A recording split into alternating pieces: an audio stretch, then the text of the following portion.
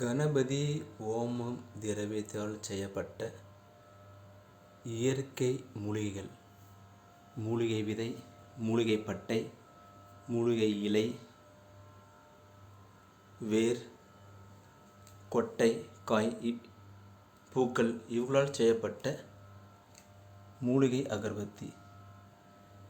கும்பம் பிராண்ட் வழங்கும் natural pure without chemical, ரசாயனம் இல்லாத உலகில் முதல் தரமான அகர்பத்தி.